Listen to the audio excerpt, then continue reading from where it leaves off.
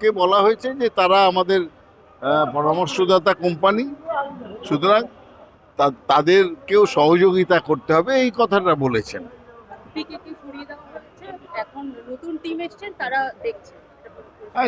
আইপ্যাকের কথা বলেছেন, তাদের সঙ্গে সহযোগিতা করতে হবে। অন্যদিকে জয়প্রকাশবাবু, একটা বিষয় অনেকে মানে ব্যাখ্যা করছেন মমতা বন্দ্যোপাধ্যায়ের মন্তব্যে, যে ইলেকশনের আগে আবারও সিএ এনআরসি নিয়ে ভয় দেখাচ্ছেন মমতা বন্দ্যোপাধ্যায়। একই ভোটার কার্ডে দুজনের নাম থাকলে নাম বাতিল করে দেওয়া হতে পারে, যে আশঙ্কাটা করছিলেন, সত্যি কি আপনারা ভয় দেখাচ্ছেন? ভয় দেখানোর প্রশ্ন তো উঠছে না, যেখানে সত্য উদ্ঘাটন করার কথা বলেছেন মমতা বন্দ্যোপাধ্যায়। আজকে বলা যায় যে বিজেপির যেটা সাংঘাতিক ষড়যন্ত্র ভোটার লিস্ট নিয়ে, সেটাকে সর্বসমক্ষে উন্মোচিত করে দিয়েছেন। এটা ভয় দেখানো না, একটা সত্যকে উদ্ঘাটন করেছেন।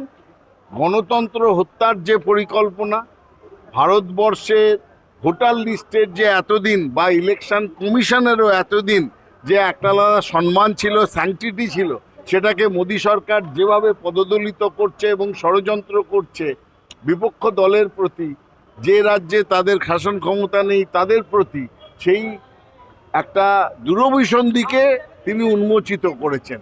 এর মধ্যে ভয় দেখানোর কিছু নেই, আমরা ভয় দেখাই না। আমরা গণতন্ত্রের জন্যে এবং সাধারণ মানুষের জন্য যেটা করার সেটা আগেও করেছি, আবার করব, যে তাদের গণতন্ত্রকে রক্ষা করা, তাদের অধিকারকে রক্ষা করা। ভোটার যে লিস্ট, সেই ভোটার লিস্টের স্যাংটিটি, তাদের নিরপেক্ষতা, তাকে রক্ষা করার জন্য তৃণমূল সৈনিকরা সদা সর্বস্ব লড়বে।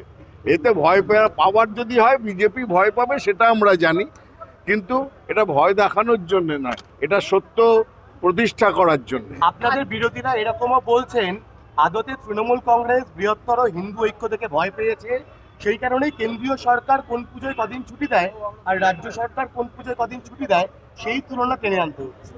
যে দল সর্বদা বলে হিন্দু মুসলমান করে, সেটা তো ভারতবর্ষের সংবিধান মানে না। তার মানে ভারতবর্ষের সংবিধানে কোথাও হিন্দু ঐক্য, মুসলমান ঐক্য, জৈন ঐক্য এর তো স্থান নেই। ভারতবর্ষ চলে সংবিধান মেনে, সংবিধানে যার স্থান নেই সেইটা নিয়ে বিজেপি যদি কথা বলে, তার মানে তারা সংবিধান বিরোধী, গণতন্ত্র বিরোধী, ভারতবর্ষ বিরোধী কথা বলছে।